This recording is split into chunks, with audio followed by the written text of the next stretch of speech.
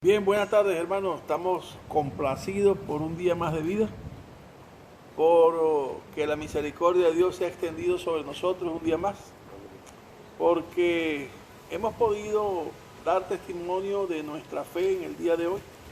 En fin, agradecidos por todo, las pruebas, las dificultades, estamos siempre agradecidos.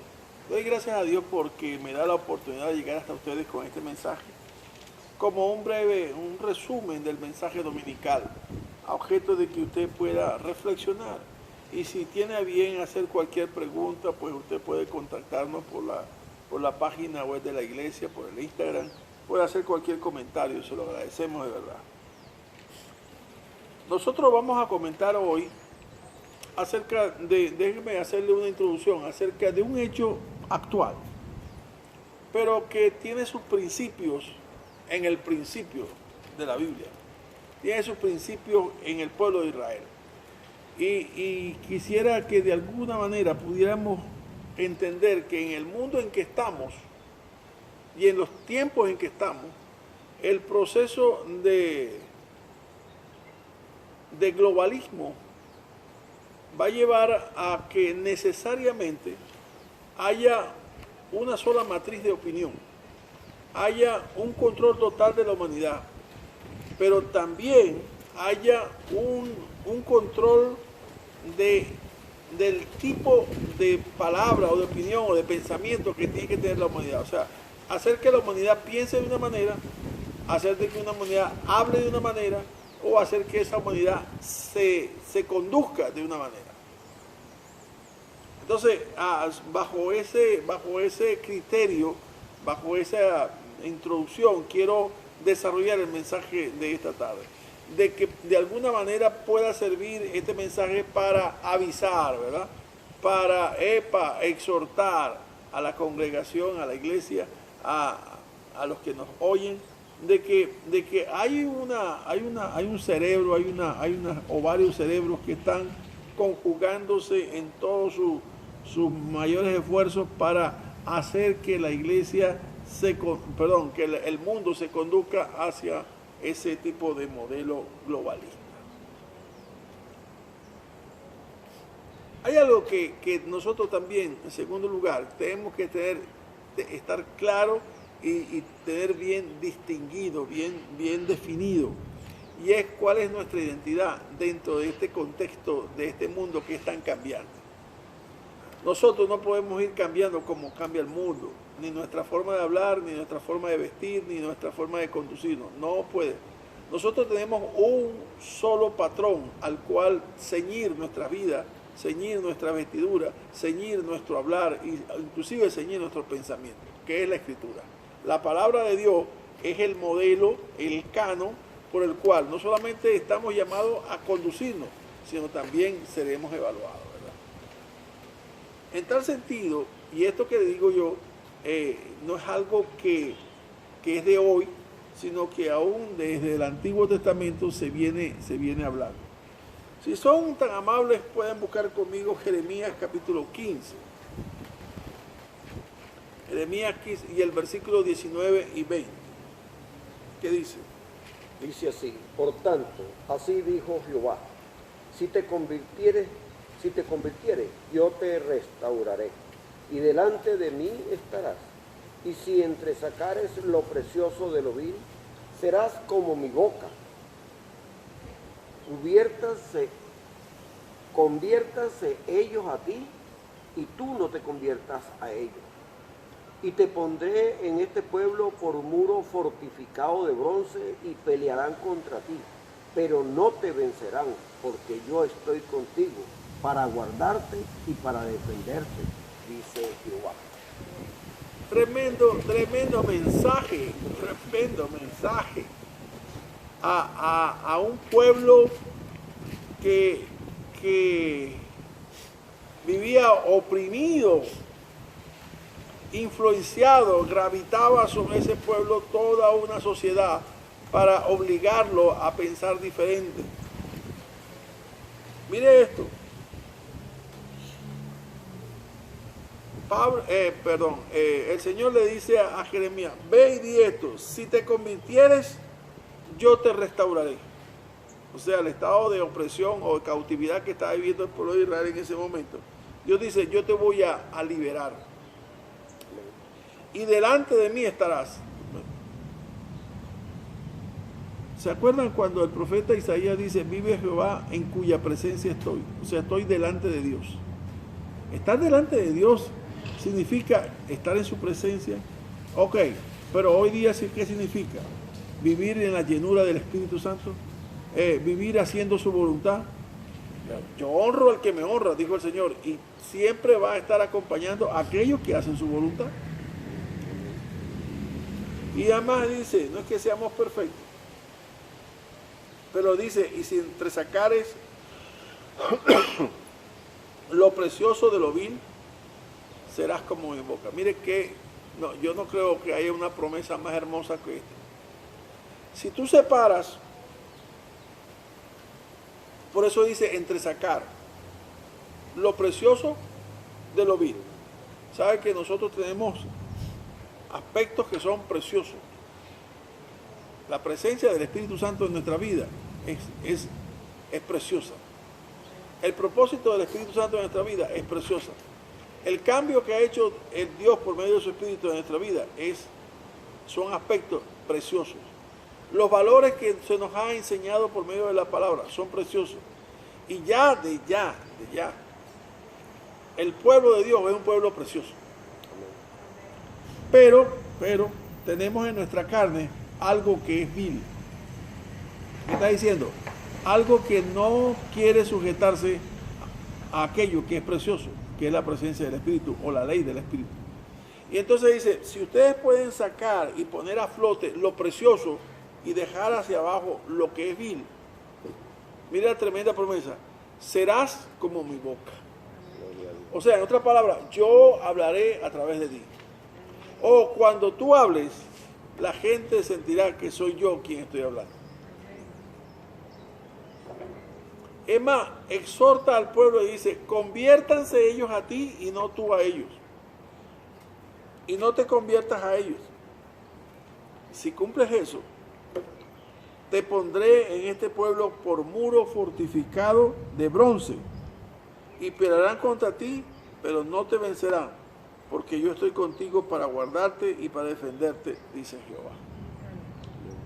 Yo creo que este es un pasaje realmente hermosísimo para que nosotros le creamos a Dios y podamos ser testigos de Él, para que la gente, Dios nos use y que la gente se convierta. Testigos de Él, para nosotros poder como empoderar lo precioso que tenemos, que es el Espíritu Santo y el carácter del Espíritu, que es el fruto del Espíritu. Poder empoderar en nuestra vida esos elementos para poder ser como su boca cuando hablemos. ¡Wow! Tremendo. Y exhorta y dice, haz que ellos se conviertan, o sea, predícales tú a ellos y no que ellos te prediquen a ti. Conviértanse ellos a ti, que tu atractivo ante el mundo sea tal que seas llamativo, que seas atractivo hacia el mundo y ellos busquen de mí en ti, en lo que ven en ti. Y si eso fuese por realidad, yo te levantaré y te haré como un muro fortificado de bronce. No solamente de bronce, sino de bronce reforzado. Así te voy a hacer yo. Porque te voy a decir esto, la promesa última, yo estoy contigo para guardarte y para defenderte, dice Jehová. En ese continuo presente, vamos a decir así, en ese gerundio, yo he estado contigo, yo estoy contigo, sigo estando contigo y estaré contigo para guardarte y para defenderte. Wow. Ayer compartí esta parte que decía, ¿sabe por qué muchos cristianos no pueden saborear a Dios, su compañía, no pueden sentirla? Porque el Señor lo dijo ayer en Mateo 13 de manera muy clara. Y es que el hombre, en el sermón, en la parábola de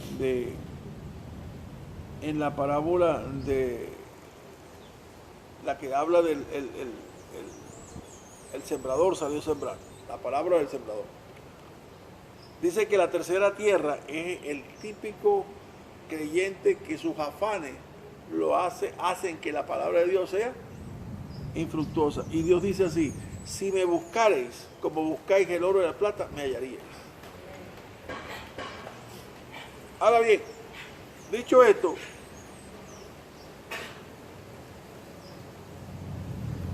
hoy más que nunca pido atención para lo que voy a decir, para que entendamos que es una alerta, es una atalaya que está hablando, un mensajero que está diciendo: tengan cuidado por lo que está haciendo el mundo, o todos los que están alrededor del mundo en ese proceso de querer tener como una humanidad de un solo pensamiento, de una sola forma, y para hacer eso ellos tienen que desmontar lo que hasta ahora nos ha llevado toda la historia de la humanidad, un modelo patriarcal. Entonces hay que desmontar el modelo patriarcal, la figura del hombre hay que desmontarla para que no sea el hombre considerado como cabeza del hogar.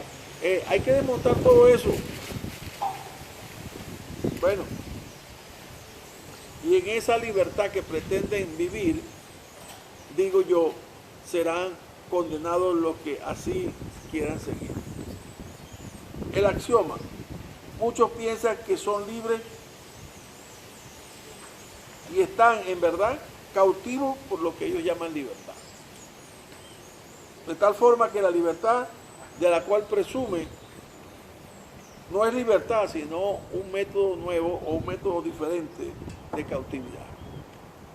Fíjense tú, el hijo pródigo pensó, dijo: yo quiero la libertad para irme a vivir mi vida como yo considero que debo vivir. Está bien, el padre le dio la libertad. Váyase, ya usted es mayor de edad. Pero ¿qué pasó? Que la libertad que él pretendía, que era libertad, me imagino los primeros días: yo me levanto a la hora que quiero, si quiero como, si quiero no como, me voy al río, hago lo que me dé la gana. Pero resulta que al final del tiempo, cuando ya se le acabó el dinero, resulta que la vida de él fue una vergüenza total. ¿Por qué? Porque no tenía dinero para sustentar sus placeres, para vivir como quería vivir, y entonces terminó mendigando el alimento de los cerdos. Ok, ese es un error de esa libertad, de esa presumible libertad que el hombre quiere. Jesús le dijo a los judíos que habían creído en él, fíjense: si vosotros permanecéis en mis palabras, seréis verdaderamente mis discípulos y conoceréis la verdad, y la verdad os hará libre. Esa es la libertad a la cual Jesús se refiere. Jesús no vino a sacar la libertad al pueblo de Israel del imperio romano. No, dejen el imperio romano quieto, que haga lo que quiera. Yo vengo a darles libertad del yugo del pecado y de las consecuencias del pecado, que es la muerte. De esa libertad a la que yo vengo. Esa es la libertad prioritaria.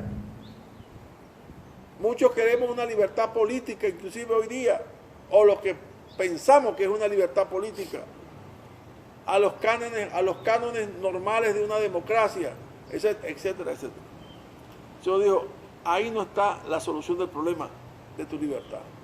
La solución del problema de tu libertad está en ti mismo, en que puedas recibir a Cristo en tu corazón y pueda ser su palabra empoderada sobre tu corazón, como dice Deuteronomio 6, que la palabra de Dios esté sobre tu corazón, para que entonces esa palabra de Dios pueda normar, pueda guiar lo que hay en tu corazón, los impulsos que hay.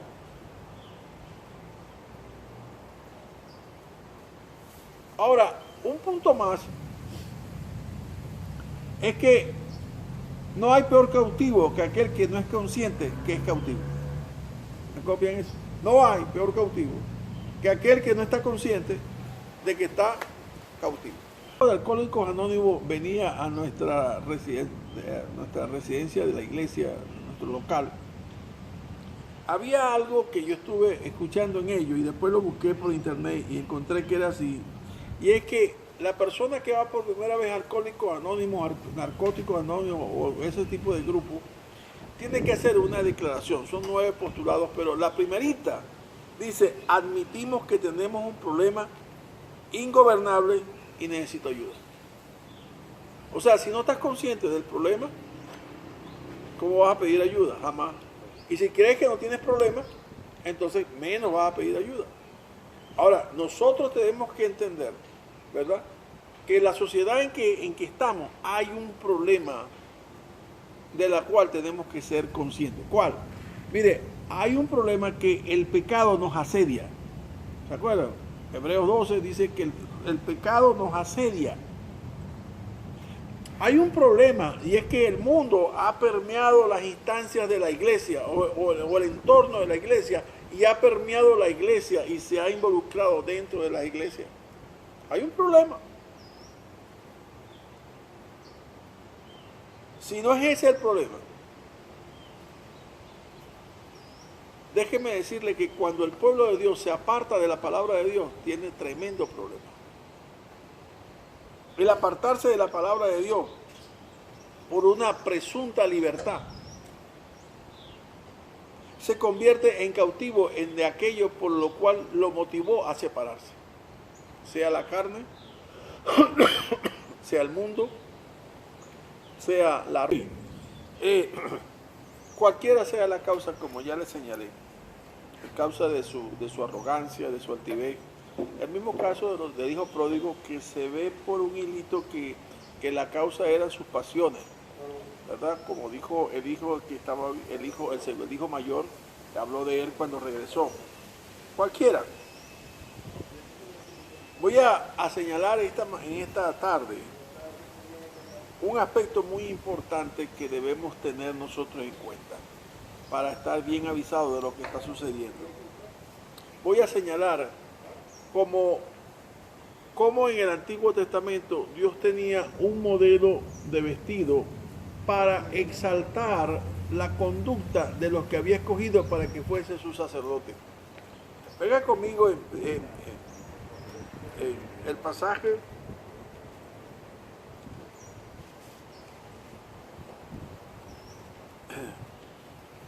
de Éxodo capítulo 28. Ustedes no lo tienen, ¿verdad? Del 1 al 4. Ah, ok, por favor, Luis. 28 del 1 al 4. Harás llegar delante de ti a Aarón tu hermano y a sus hijos consigo, de entre los hijos de Israel, para que sean mis sacerdotes, a Aarón y a Nadab, a Abiú, Eleazar e Itamar, hijos de Aarón. Y harás vestiduras sagradas a Aarón tu hermano para honra y hermosura.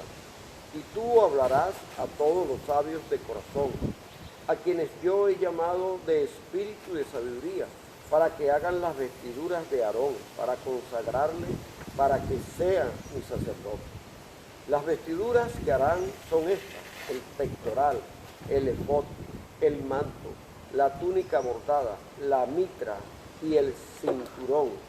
Hagan pues las vestiduras sagradas para Aarón tu hermano y para sus hijos, para que sean mis sacerdotes. Y harán el efod de oro, azul, púrpura, carmesí y lino torcido. Pero señala esta última palabra, de obra primorosa.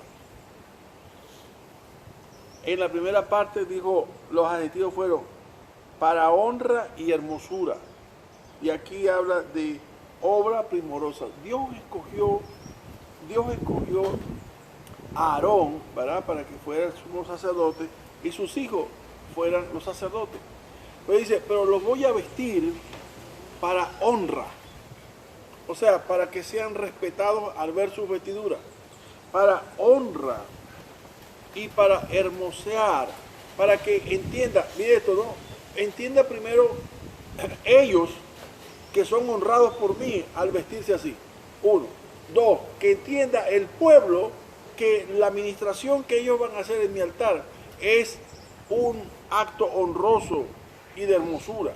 O sea, yo quiero exaltar no solamente el acto del sacrificio de los animales, sino exaltarlo totalmente, aún en las vestiduras de cada uno de los que va a ministrar sobre el altar. Wow.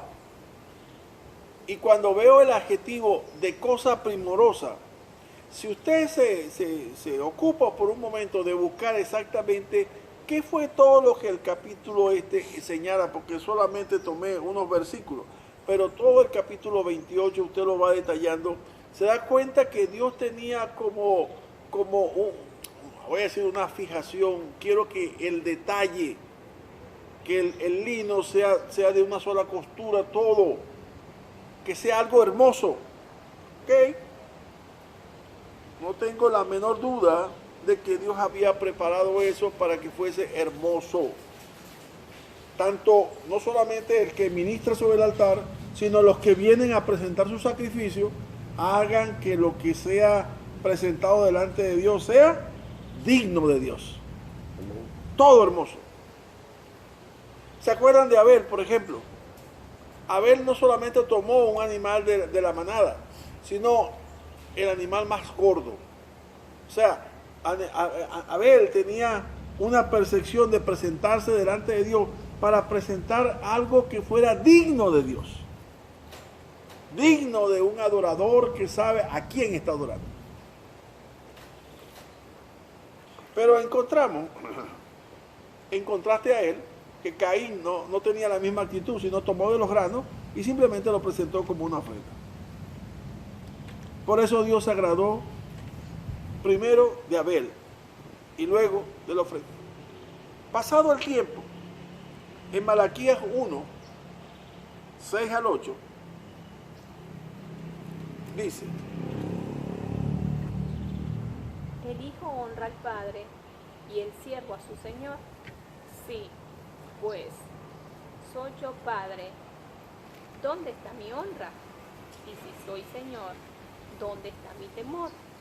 Dice Jehová de los ejércitos a vosotros, oh sacerdotes, que menospreciáis mi nombre y decís, ¿en qué hemos menospreciado tu nombre? En que ofrecéis sobre mi altar pan inmundo y dijiste, ¿en qué te hemos deshonrado? En que pensáis que la mesa de Jehová es despreciable. Y cuando ofrecéis el animal ciego para el sacrificio, ¿no es malo? Asimismo, cuando ofrecéis el cojo o el enfermo, ¿no es malo presentarlo pues a tu príncipe? ¿Acaso se agradará de ti o le serás acepto? Dice Jehová de los ejércitos. No sé cuánto tiempo pasó de aquel caso de Abel hasta este momento. Pero fíjense el caso, ¿no? Ya aquello, y el caso de Éxodo, por ejemplo, ¿no? Cuando Dios preparó que cómo quería que fuese ornamentado, vamos a decir, los ministradores de los sacrificios. Y ahora cuando viene la época de Malaquías, Dios tiene que usar a este hombre para decirle, ustedes deshonran mi altar, ustedes oyen mi altar. ¿Por qué? ¿En qué te hemos deshonrado? Dice, cuando ustedes van y trae el animal que está enfermo, y mira, ese animal tiene moquillo, vamos a llevarlo al sacrificio. Ese animal, qué sé yo, perdió un ojo, no importa, eso lo agarramos para el sacrificio. ¿Qué es lo que tiene el pensamiento del adorador? ¿Sabe a quién está adorando? Yo creo que perdió todo acompañamiento de caminar con Dios para saber a quién está adorando. O sea, no se parecía en nada a ver. Pero, ok, no solamente él es el problema, sino que él trae el animal y el sacerdote lo recibe. ¿Cómo tú vas a recibir algo así? Dice, pero ¿tú crees que esto es digno de presentarlo delante de Jehová? ¿Se dan cuenta cómo vinieron decantando, degradándose para hacer ¿qué? La casa de Jehová o algo común, algo inmundo? Los santos se convirtió en algo común. Y por eso Dios les amonesta en el capítulo 1 de Malaquías. Háganlo. Vayan a de su presidente, a su gobernador, y díganle, gobernador, traigo una ofrenda para ti. ¿Cómo? Sí, traigo una cabra mocha, con una cabra sin cacho y sin rabo. Entonces el presidente va a decir, que usted es loco, ¿qué le pasa? Saquen a este hombre de aquí con tu cabra. Y a Dios, ¿qué le presentamos? Eso es lo que está molestándole ahí. Ok. Cuando yo veo estas cosas, digo, cómo Dios, el amor de Dios es tan grande, ¿verdad? Y Él quería que el hombre entendiese lo que significaba Él para Dios, esa, la corona de su creación, de todo lo bello que hizo el hombre.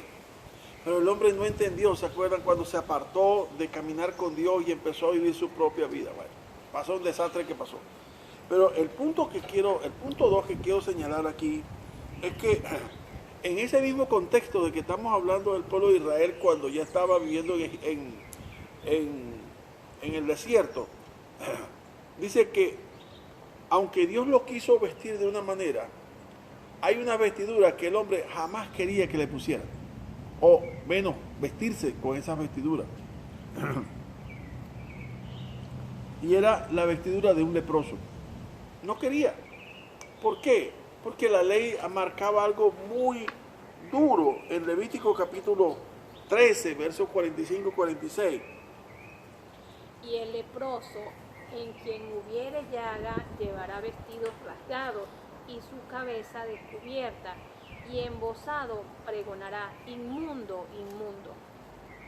Todo el tiempo que la llaga estuviere en él, será inmundo, estará impuro y habitará solo, fuera del campamento será su morada. Eso es algo desgarrador, eso es algo horrible, me imagino, no entiendo, claro, no sufrimos de esa enfermedad, pero me imagino el grado de dolor que podía vivir una persona que dice que tiene que usar sus vestidos como rasgados, o sea, rotos. O sea, tendría que andar de hilacha, pues. ¿Qué diferencia hay entre la vestidura que Dios puso al sacerdote y estas vestiduras que le pone a un hombre? Bien sea un sacerdote o no, pero cualquiera. La aplicación que yo le hago a esto es que Pedro dice claramente que vosotros sois real sacerdocio, o sea, nosotros somos sacerdotes del altar de Dios, que presentamos sacrificios de alabanza, ¿verdad? Frutos de labios que confiesan su nombre. Nosotros somos esos sacerdotes de hoy día. Pero hay algo que nosotros vemos acá en el Antiguo Testamento, y es que había una vestidura distintiva de un sacerdote, había una vestidura distintiva de un hombre, de una mujer, había una vestidura distintiva de una prostituta, había vestiduras distintivas de un sacerdote, de un leproso. Cada quien tenía algo que a través de su vestidura se señalaba o se anunciaba quién era la persona. Pero el caso específico de los sacerdotes, lo que vemos aquí es que cómo vino degradándose su relación con Dios, al extremo de que ellos, que eran los que ministraban para el pueblo y estaban delante de Dios, ya tomaban aquello como algo rutinario. Me imagino todos los días haciendo lo mismo, todos los años haciendo lo mismo. Ya se convirtió en aquel. Es como el evangélico que va al culto todos los días, o que va todos los sábados o los domingos y va durante 20 años. Ya eso le suena una rutina que pierde la expectativa de lo que es adorar. Totalmente. El proceso de degradación. No hay vestiduras distintivas entre hombre y mujer hoy día. Hoy son normales las vestiduras que antes echábamos a la basura porque estaban rotas. Antes no salía uno a la calle con un pantalón roto, y hoy es la moda. Aún los sacerdotes de hoy dejaron sus vestiduras primorosas por prendas comunes. Lo importante es el corazón, pastor. Yo sé que sí. Pero ¿dónde quedamos? ¿Dónde queda todo esto? ¿Dónde queda el sentido espiritual de todo esto? Le voy a decir en qué queda. En que Dios no me va a usar a mí porque use un buen traje para vestirme, más que a alguien que use una franela. Está bien, puede usarlo. Yo no estoy diciendo a alguien, si usted quiere usarlo, úselo. Pero yo voy a decir algo. hay un proceso de degradación, de tal manera que lo santo se vuelva común. Y llega un momento en que llegan en bermudas, en pescadores, ¿me entienden? En pantalones corticos, a predicar en la iglesia, o en algunas iglesias. Aún los sacerdotes dejaron el vestido primoroso por prendas comunes. Hoy día cualquiera se monta en el altar y viene de franela, hasta arrugada, o la que se puso ayer. La pregunta que yo me hago es, ¿qué nos está pasando? ¿Estamos conscientes de que hay algo que se está metiendo progresivamente? Y ya hay iglesias y organizaciones de iglesias donde toleran y aceptan, por ejemplo, el matrimonio igualitario. ¿Usted cree que eso vino de ayer para hoy? Porque iglesias como las anglicanas, iglesias que nacieron de la reforma protestante, que fueron muy rígidas, hoy día vemos que tienen divisiones. Aún nuestras propias organizaciones tienen grupos que tienen posiciones muy tolerantes. ¿Será eso también parte del mismo proceso de degradación?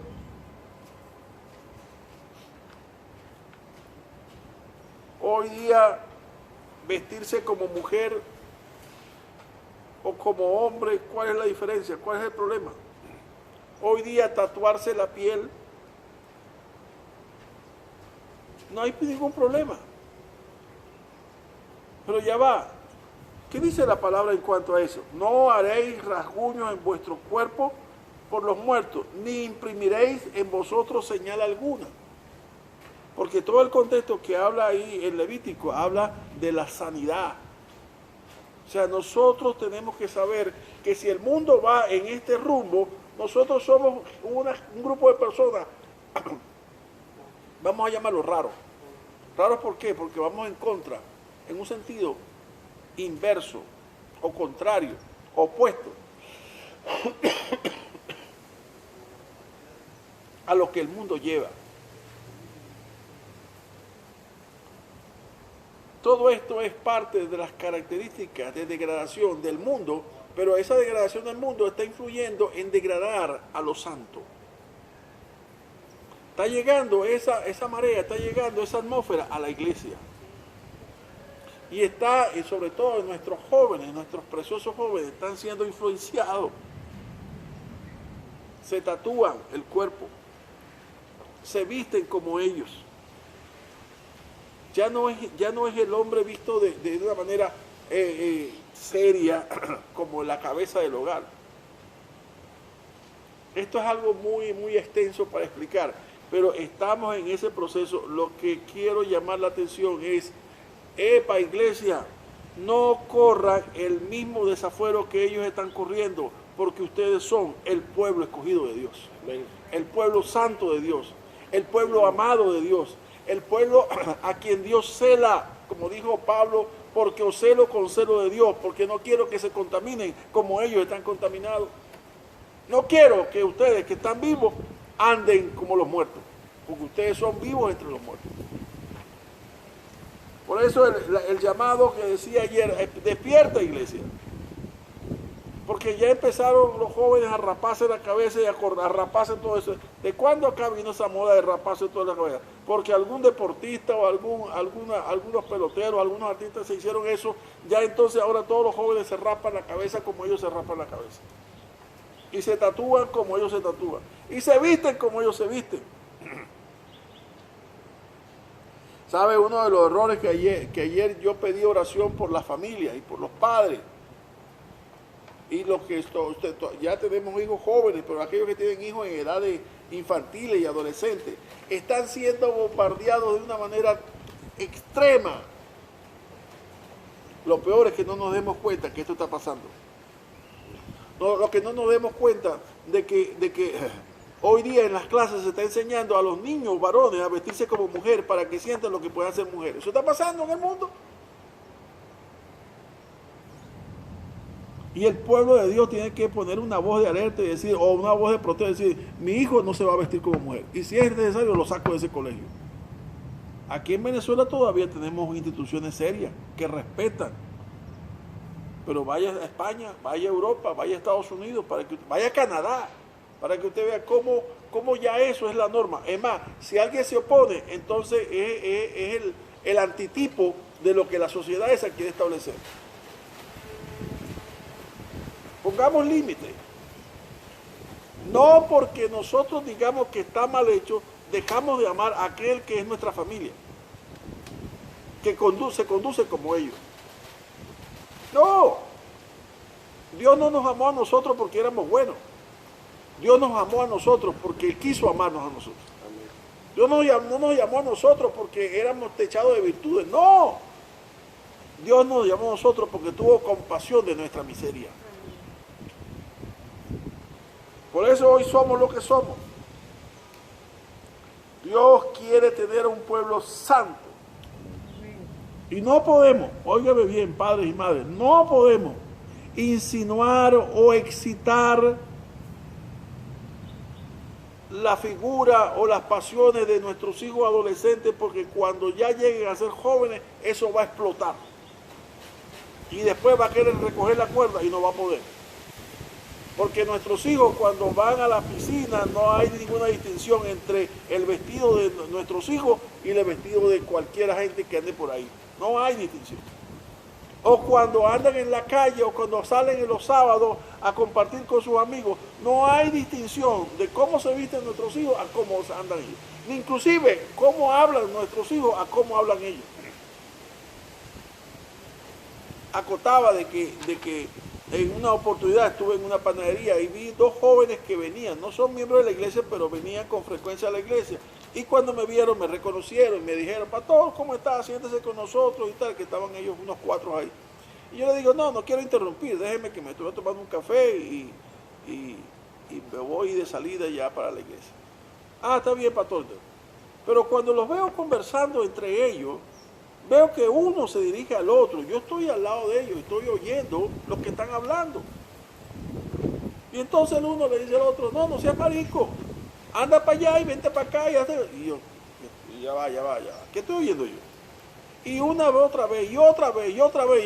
Ya ahí el espíritu me arrebató y dije, no, ya va, espérate un momentico. Entonces me paré y me dirigí al joven. Y le dije, hijo, ¿desde cuándo eres marico? No, pastor, yo tengo a mi esposa, mis 2 niños. Pero yo estoy oyendo que él te está diciendo él una y otra vez y tú no te callas, lo aceptas. Tú lo eres. No. Entonces, date a respetar. No dejes que con ese lenguaje te venga a imputar, porque si hay otro que te está oyendo, va a pensar que verdaderamente lo eres. O por lo menos estás aceptando que te lo diga. Ayer no lo comenté, pero yo estaba haciendo una negociación con un joven. Y entonces, en medio de la conversación, de lo que estamos discutiendo, él me dice de esa manera a mí. Bueno, no sé cuál fue mi semblante o cómo cambió, que él se paró y me dijo, oye, si te ofende lo que dijo, es una cuestión de lenguaje, tú sabes. Y le digo, mire, compadre, yo le voy a decir una cosa. Si quiere que sigamos conversando y negociando, absténgase de llamarme de esa manera, porque no me siento cómodo, porque no lo soy. Entonces él dijo, no, perdón, me retraigo de lo que dije. Pero nosotros tenemos que poner límite, porque no se puede llamar común a lo que es santo. Santo, apartado por Dios, para Dios. No se puede llamar eso. Ni podemos dejar que nos impute o que nos den un lenguaje que nosotros, ya vaya, si me vas a tratar así con ese lenguaje, yo mejor me retiro, no hay problema. No importa que sea negocio. ¿Cómo debo vestirnos? Dice vosotros, los que habéis sido bautizados por Cristo, de Cristo estáis revestidos. De Cristo estáis revestidos. Cuando habla Pedro, en 1 de Pedro, dice, vuestro atavío, dice a las damas, no sea el extremo de peinados ostentosos, de adornos, de oro, de vestidos lujosos, sino el interno, el del corazón, en un incorruptible ornato de un espíritu afable y apacible. Mire los valores, afable y apacible, bien mandado y manso, tranquilo. O sea, con decoro, nuestra vestimenta, nuestro lenguaje. Mire, nosotros tenemos que ¿cómo se llama? No parecernos al mundo en nada. ¿Y qué tenemos que buscar en el mundo? Nada. Absolutamente nada. La Biblia dice claramente, ahí en Santiago dice, no sabéis que vuestra amistad con el mundo es enemistad para con Dios. O sea, nosotros tenemos que ser, en la medida que pasen los tiempos, tenemos que ser radicales y marcar una línea y decir, no comulgo con esa gente. Punto. Sea mi primo, sea mi cuñado, sea mi hermano, no puedo tener comunión con ellos. Permita a Dios que su palabra pueda llegar hasta ustedes y de alguna manera pueda hacerles pensar de que hay un asedio, de que hay una manipulación, de que hay un interés para que los santos no resplandezcan. Los santos resplandecen porque los santos son luz en medio de las tinieblas. Dios les bendiga a todos. Amén.